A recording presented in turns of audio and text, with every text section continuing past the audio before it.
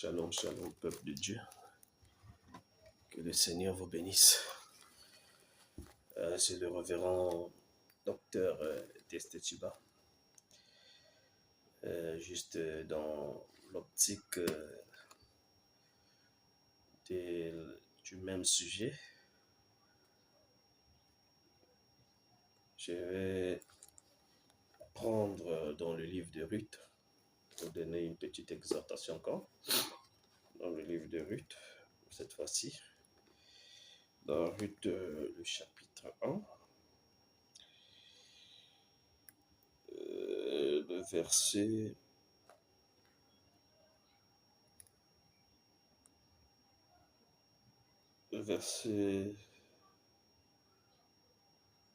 7. Puis elle se leva, elle et ses belles filles, afin de quitter le pays de Moab, car elle apprit au pays de Moab que l'Éternel avait visité son peuple et lui avait donné du pain. Il s'agit là de Naomi qui quittait Moab parce qu'elle a entendu que l'Éternel a visité son peuple et qu'il y a maintenant du pain dans le pays. Donc elle quitte, elle prépare. Nous allons prendre dans Genèse chapitre 49. Genèse 49.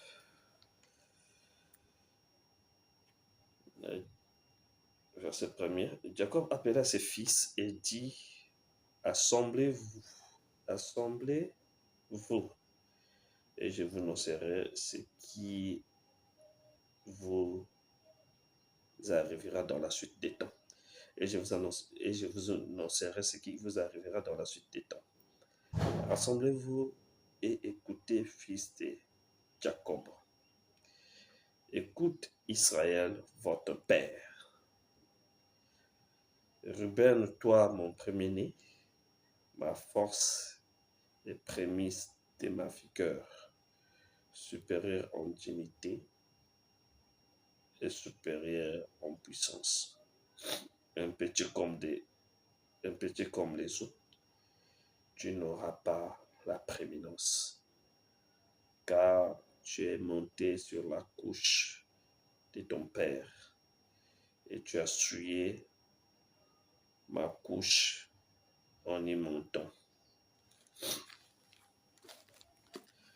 Bon, sujet, comme la fois dernière, nous avons vu le 11e ouvrier.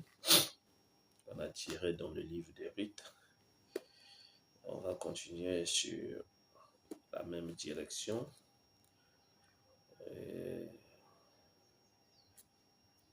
Ici, nous allons parler du retour de Naomi.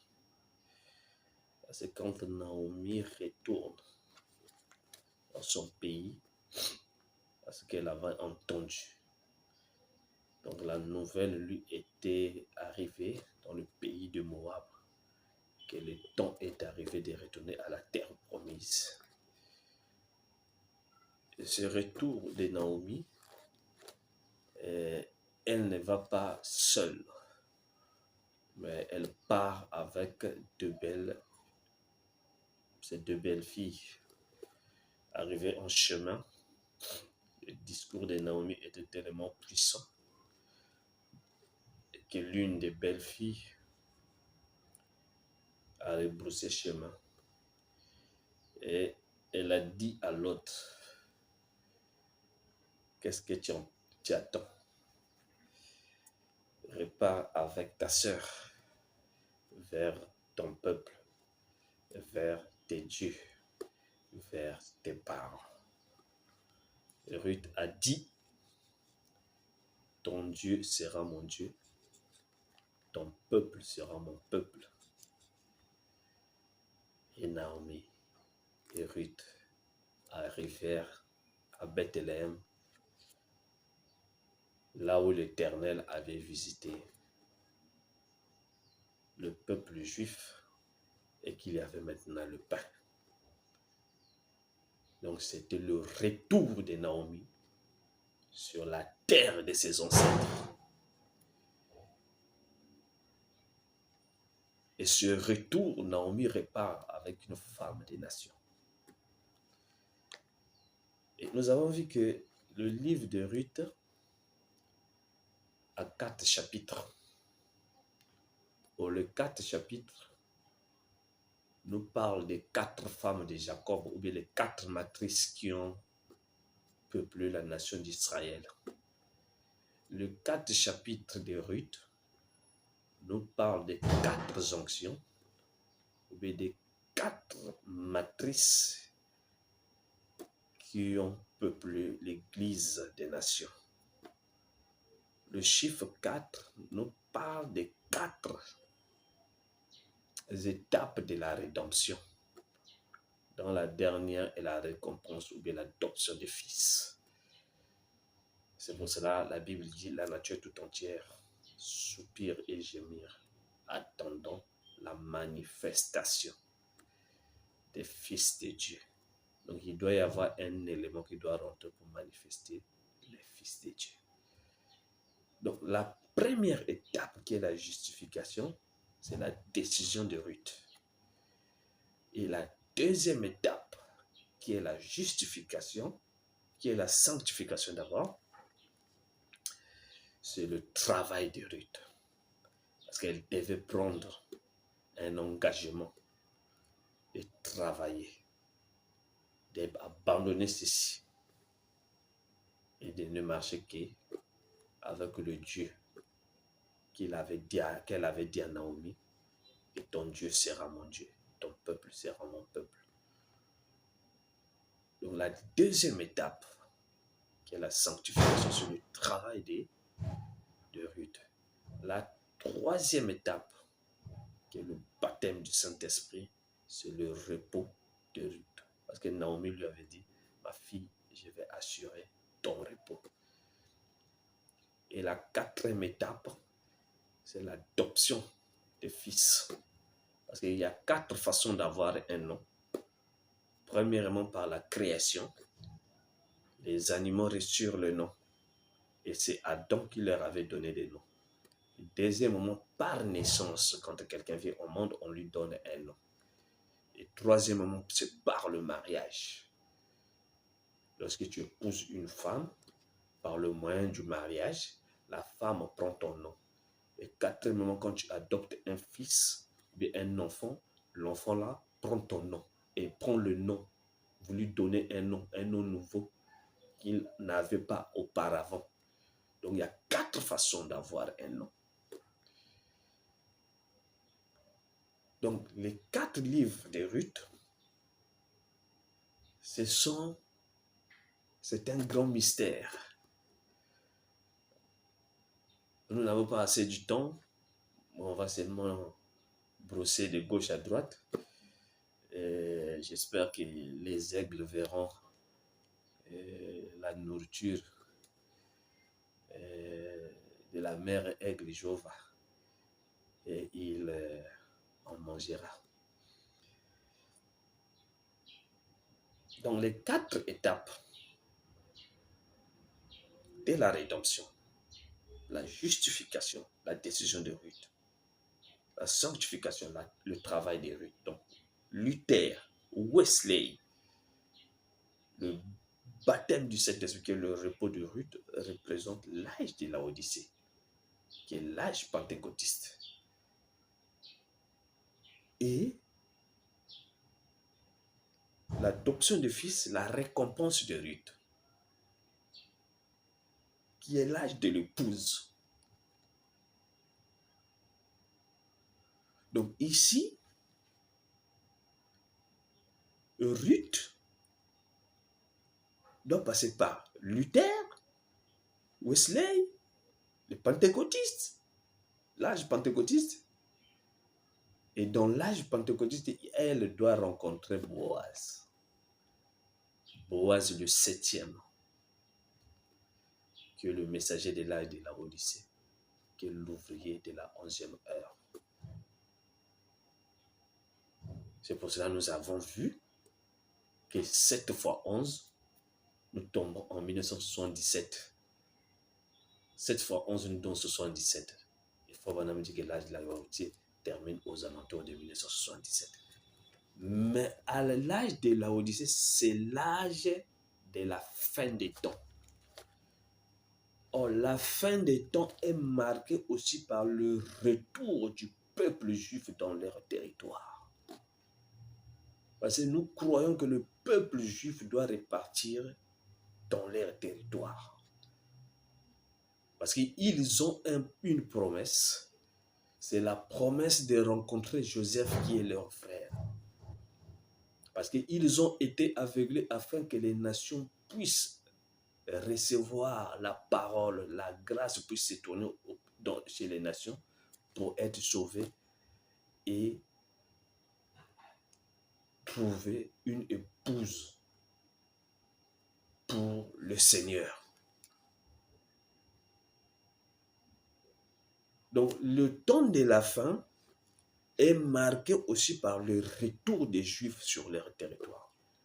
Bon, il y a certaines personnes qui disent que la nation d'Israël, ceux qui sont là, ce ne sont pas des véritables Juifs, mais ce sont des faux Juifs, que cette nation, c'était des Noirs qui vivaient là-bas. Donc, ceux qui sont là sont des faux. Admettons que ceux qui disent comme ça disent la vérité. Ça veut dire quoi? Ça veut dire que la nation d'Israël, Israël est une nation nègre. Et le peuple qui est là-bas, c'est un faux peuple.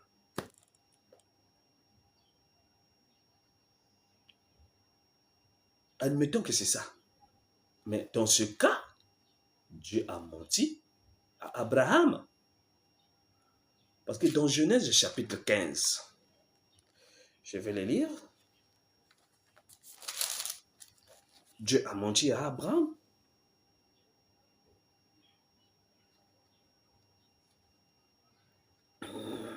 Genèse chapitre 15.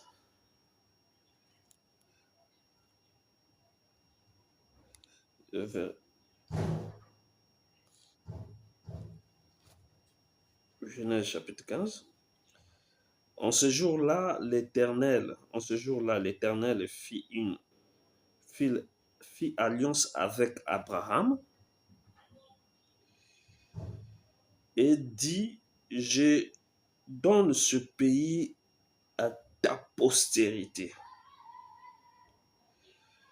Depuis le fleuve de l'Égypte jusqu'au grand fleuve, ou le fleuve d'Euphrate, le pays des Kéniens, des Kénésiens, des... Oh, les gens me font défaut là. Cadmoniens. Donc, admettons que Israël était un pays noir. Ça veut dire que Dieu a menti à Abraham.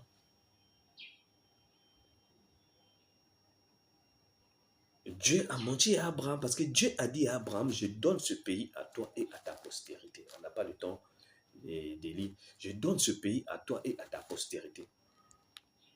Mais la postérité d'Abraham, depuis que l'histoire existe, Israël n'a jamais été une nation noire. Mais Israël,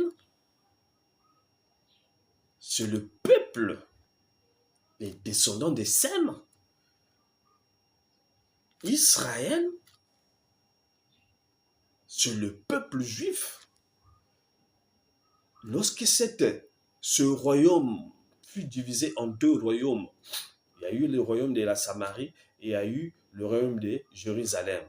Donc le royaume de Jérusalem s'appelait le royaume de Juda et le royaume du nord s'appelait le royaume d'Israël. Mais Dieu a dit à Abraham que cette terre, je donne ça à toi et à ta postérité. Donc, il n'y a que la postérité d'Abraham qui peut vivre en Israël. Et depuis l'an 70, quand Titus est venu détruire Jérusalem, les Juifs ont toujours vécu en Israël. Titus a pris certains, il a pris les Juifs, les a menés partout dans les nations, mais les Juifs sont restés, il y a certaines familles juives qui sont restées en Israël des générations et des générations. Exemple, la famille de Ariel Sharon. J'espère bien qu'Ariel Sharon n'est pas blanc. Il n'est pas... Certainement, il est noir. Donc, ne déplaçons pas les Écritures. Le problème aujourd'hui, c'est de présenter les choses de la manière que la parole le dit. Selon ce qui est dit dans la parole. Nous sommes des croyants du message. Nous avons un absolu. Et notre absolu, c'est William Marion Branham. Qu'est-ce que Frère Branham nous dit au sujet des Juifs? Parce qu'il y a beaucoup de gens qui traitent les Juifs qui sont en Israël, des croyants de ce message, que ce sont des faux Juifs. Alors nous savons que la Bible dit « Maudit quiconque qui maudira Israël, et béni quiconque qui bénira Israël ». Et ce que vous êtes en train de faire là, c'est quoi?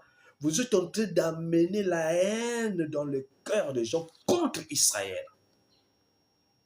Contre les Juifs qui sont là-bas.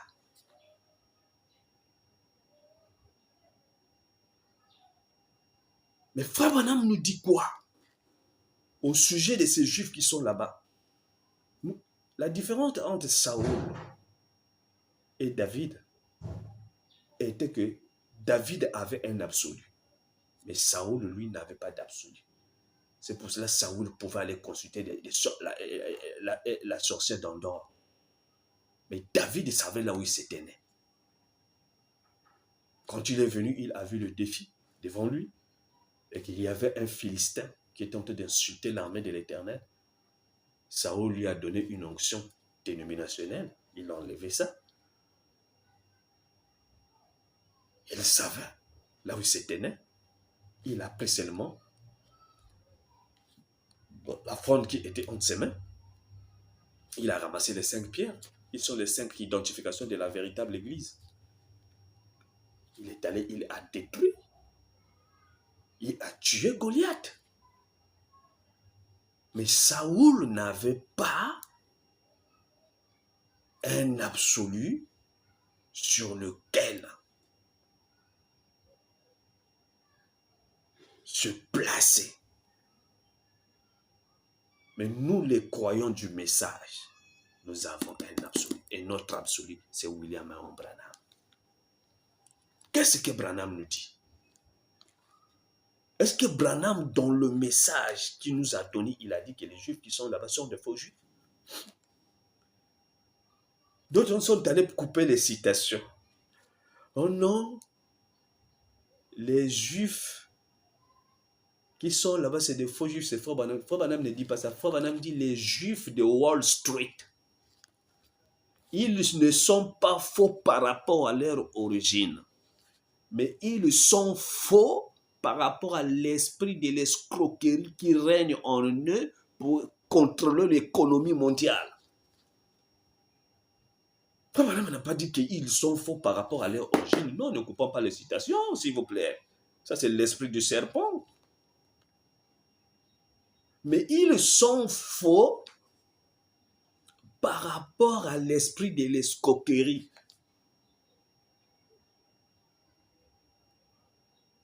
Un jour, il y a un qui m'a dit, un pasteur, un révérend.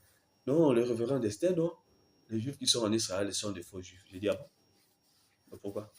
C'est des faux Juifs. J'ai dit, mais les véritables Juifs, c'est nous les Noirs. Il dit, vous avez une écriture.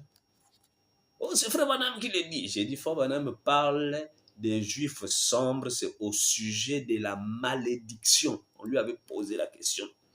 On lui avait posé cette question. est-ce que la malédiction de Cam était tombée sur l'homme de couleur? Il dit, si la malédiction est tombée sur l'homme de couleur, chez les Juifs, il y a des Juifs noirs. Ça veut dire que le Juif noir est maudit. Pas que Frère Branham a dit que toute la nation juive, ce sont des noirs, c'est faux. Ne sortons pas les Écritures de leur contexte. Laissons les Écritures dans leur contexte. Lorsque vous faites sortir une citation de son contexte, cela devient un prétexte. Or, un prétexte, c'est un mensonge. Ça devient un mensonge. Qu'est-ce que Frère Branham dit au sujet de ces Juifs qui sont là-bas? Comment Dieu peut permettre à un faux peuple de revenir sur la terre qu'il avait promis à Abraham et que ce peuple-là puisse prospérer? Il y a un problème. Donc Dieu a menti. Il a menti à Abraham. Un faux peuple qui revient sur les terres qu'il a données à Abraham et à sa descendance. Ce peuple-là prospère. Soit c'est nous qui interprétons mal l'écriture. Et Frère Branham nous donne 3 lois, 3 règles fondamentales qu'un ministre ne devait pas faire. Mal interpréter l'écriture, disloquer l'écriture et mal placer l'écriture. Quand vous interprétez mal l'écriture, vous égarez le peuple. Lorsque vous disloquez l'écriture, vous amenez le chaos au sein du peuple. Mais lorsque vous la placez mal, c'est de la cacophonie. C'est pour ça que nous avons besoin des chefs d'orchestre qui doivent rentrer dans l'esprit du compositeur afin de jouer la partition selon le compositeur. Le travail de la reine du Midi, ce n'est pas de venir dire que les Juifs sont noirs, non. Le travail de la reine du Midi, ce n'est pas de venir dire que Jésus est noir, non. Mais si Jésus est noir, enlevez les photos de Hoffman qui sont dans vos églises, parce que vous ne croyez plus à Frère Branham. Enlevez les photos d'Hoffman qui sont dans vos églises. Ne lisez plus les brochures. Pourquoi vous gardez encore les photos d'Hoffman qui sont dans vos églises? Enlevez ça, parce que Jésus est noir. La Bible, là, est pour Frère Branham. Il n'y a que lui seul qui a reçu le mandat de rentrer dans cette Bible et de nous ramener, de nous révéler tout ce qui était écrit de la Genèse jusqu'à l'Apocalypse. Mais enlevez. Jésus est noir, les Juifs sont noirs. Ça, ce n'est pas le travail, le rôle de la mère, de la reine du Sud. Le réveil du Sud, je crois à ça. Mais ça, ce n'est pas le but. Le but de la reine du Sud, c'est de venir dire ce que Dieu a fait en ces temps de la fin. C'est de parler, de prêcher ce qu'elle a vu dans Salomon. Le but de la reine du Sud, c'est de prêcher Malachie 4, l'évangélisation du temps de la fin. Dans l'évangélisation du temps de la fin, on vous a dit que les Juifs sont des Noirs.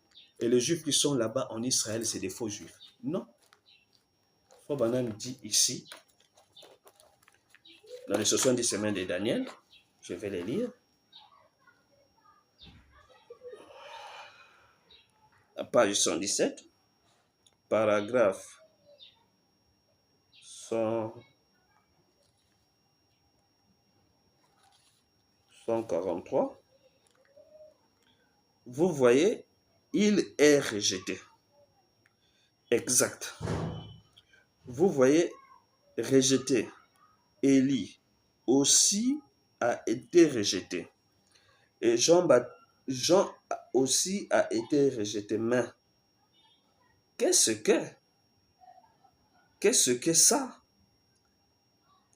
Ça les a dérangés. Est-ce que ça a dérangé leur message? Ils ont dit, oh, vous, hommes au cou raide, vous, hommes au cou raide, ils n'y sont pas allés des mains mortes. Ils n'ont pas mâché les mots. Ils ont continué à avancer et le message de Dieu continuera à avancer. Peu importe ce que n'importe qui peut dire. Voyez, jusqu'à ce que la ruine, ce qui a été résolu, soit déversé et nous sommes à la fin.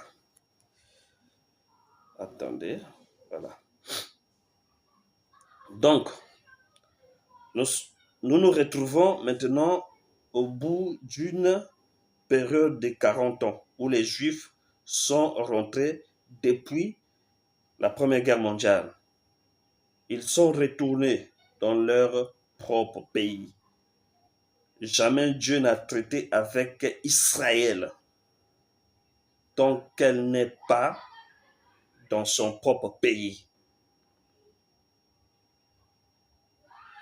Or, vous vous souvenez quand les Juifs retournèrent, ces Juifs venus des autres pays. Le magazine Look a fait un article là-dessus. J'ai lu une coupure d'un journal, d'un magazine religieux qui disait que quand les avions sont descendus chercher les Juifs qui étaient très loin en Iran, et je ne sais pas quels sont tous les endroits où ils étaient. Ils étaient dispersés. Or, ceux-là, ce sont les vrais Juifs. Les Juifs qui sont retournés là, ce sont les vrais Juifs. Naomi doit retourner sur les terres de ses ancêtres. Parce que le son de la trompette les rassemble afin de recevoir le véritable pain. Et Frère Branham dit ici que les Juifs qui sont retournés là, c'est des vrais Juifs.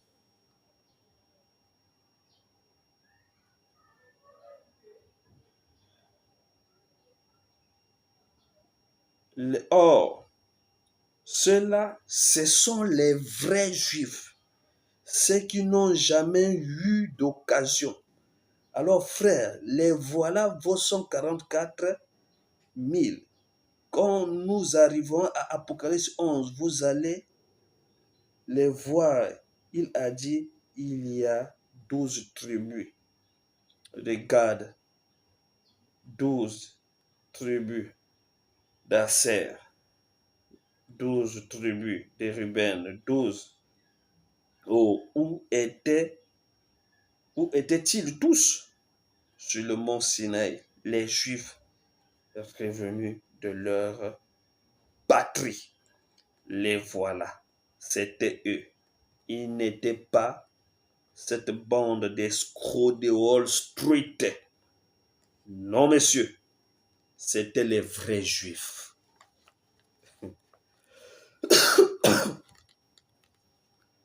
C'est Frère Branham qui le dit. Et si vous êtes au croyant du message, vous devez dire Amen à cela.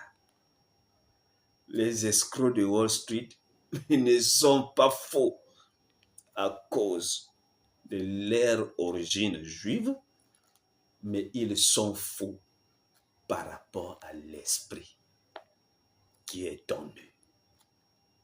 L'esprit de l'escroquerie. Jacob qui trompe Laban pour avoir la richesse.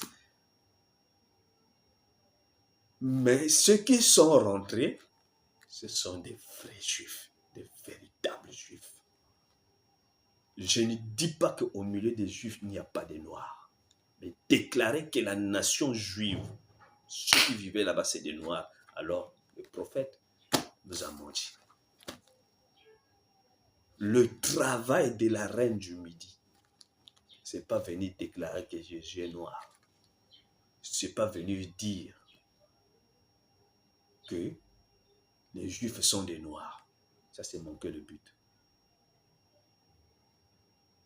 Mais le travail de la reine du Midi, elle n'a pas d'autre message, sinon que le message du septième ange. Elle doit amener ça un peu plus loin. Parce que si vous prenez ça, prenons exemple, vous partez prêcher aux États-Unis. Vous arrivez aux États-Unis, vous dites aux blancs là que les juifs sont des noirs. On va vous trouver des rigolos. Que Jésus est noir. On va vous trouver des rigolos. On va vous trouver des rigolos parce qu'ils cherchent la véritable parole. Ils cherchent la véritable parole. Et je me dis, comment un peuple qui est faux, sur la terre qu'Abraham avait dit, et Dieu avait dit à Abraham, je donne ça à toi et à ta postérité, et ce peuple-là prospère. Mais quand quelqu'un est faux, Dieu ne peut pas. Il ne peut pas prospérer avec Dieu. Mais nous regardons que toutes les prophéties bibliques sont en train de s'accomplir avec cette nation. Il y a le surnaturel en Israël. Même leur hymne national, composé par Neftali Imbert, qui était un poète et un chantre. Et le jour de la proclamation de l'indépendance de l'État d'Israël, ils ont chanté la Tikva, qui est devenue l'hymne national. Notre vieille espérance. Il y a de cela 2000 ans. N'est pas vaine de nous retourner sur la terre de Sion. Être un peuple libre. Même par l'hymne national, vous saurez qu'il y a l'empreinte de Dieu. Mais avant que les Juifs ne reviennent sur leur terre, après que Titus avait détruit et qu'on avait interdit les Juifs de ne plus arriver à Jérusalem, mais en Israël et dans d'autres territoires, il y avait des Juifs. La famille d'Ariel Sharon, qui était le premier ministre d'Israël, ont vécu là de génération en génération. Ils ne se sont jamais déplacés. Mais je crois que ce sont des Blancs. Non, des Noirs. Non, excusez-moi de le dire. Et ils sont restés là.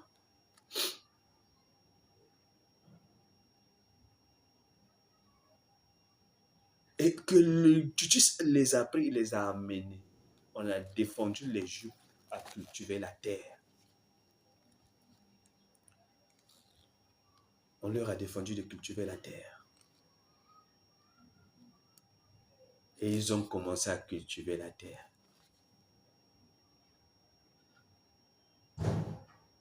Lorsque ceux de l'Europe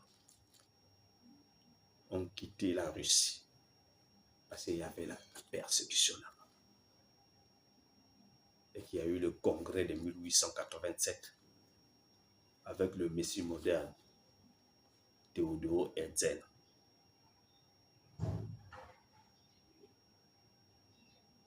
Qui a dit que j'ai fondé une nation, la nation d'Israël à Bâle. Et 50 ans plus tard, sa prophétie s'accomplit. Le 14 mai 1948,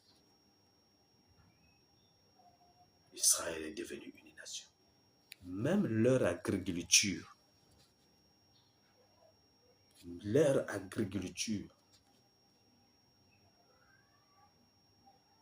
c'est la main de Dieu. Mais avant que Israël ne revienne, cette terre était une terre désertique, désolation, marécageux, sableux. C'est pour cela que les Arabes ont vendu cela en 1901. Ou bien en 1900 jusqu'en 1901, les Juifs ont commencé à acheter les terres là-bas. Parce qu'ils trouvaient, les Arabes trouvaient que ces terres étaient inutiles. Ils ne savaient pas que la terre avait reconnu son propriétaire.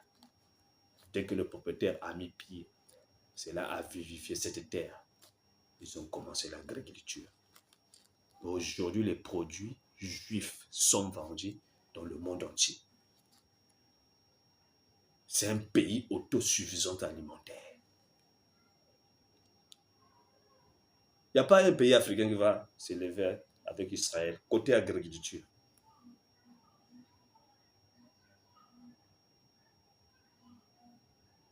La résurrection de leur langue, l'hébreu, et la résurrection de leur armée.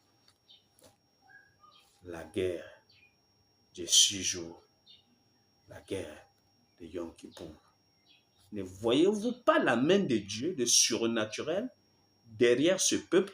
Et c'est ce peuple-là que vous traitez de, les faux peuples, ou bien les faux juifs. Nous devons faire très attention. Nous devons avoir la crainte de Dieu, s'il vous plaît. Que l'extase ou bien l'émotion de vouloir paraître pour qu'on puisse nous acclamer, arrêtons avec ça, s'il vous plaît. Même les Arabes ont témoigné sur lisez les documents. Israël était écrasé. Mais ils ont témoigné, nous avons vu des hommes en blanc. Mais un faux peuple, Dieu descend pour les défendre. S'il vous plaît, arrêtez avec ça.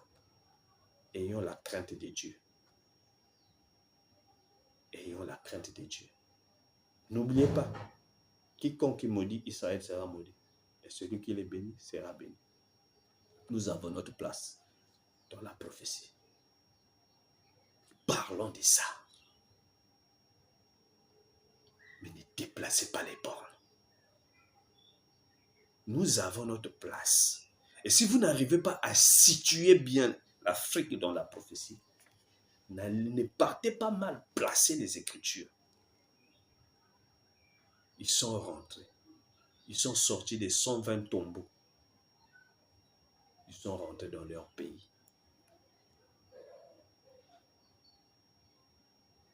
Le retour de Naomi. Au même moment, Ruth aussi retourne avec elle. Mais Ruth, elle, c'est l'Église des nations qui a reconnu son expiation. Mais Israël n'a pas reconnu son expiation. Ils sont rentrés pour voir le Messie, pour rencontrer le Messie. Parce que Dieu a suscité Hitler. Dieu n'a pas suscité Hitler pour frapper les Africains. Dieu n'a pas suscité Mussolini pour frapper les Africains. Dieu n'a pas suscité Franco pour frapper les Africains. Où est Staline? Et Dieu a suscité les 4. C'est pour persécuter les Juifs pour qu'ils reviennent dans leur territoire. Arrêtez de distraire le peuple de Dieu. Et vous aussi, le peuple de Dieu. Après demain, ça sera, oh non, ce sont les hommes de Dieu qui nous ont déçus. Non, prenez soin de lire les citations qu'on vous donne. Comme aujourd'hui, il y a le système de l'ordinateur. Prenez ça, lisez la citation dans son contexte. Et vous allez comprendre. Nous tous, nous avons le livre du maître. Ce qui nous différencie de vous, parce que nous avons la manne. Mais sinon, ce que nous lisons, c'est le maître, qui est William Branham. Branham dit, ceux qui sont rentrés là, c'est des vrais juifs.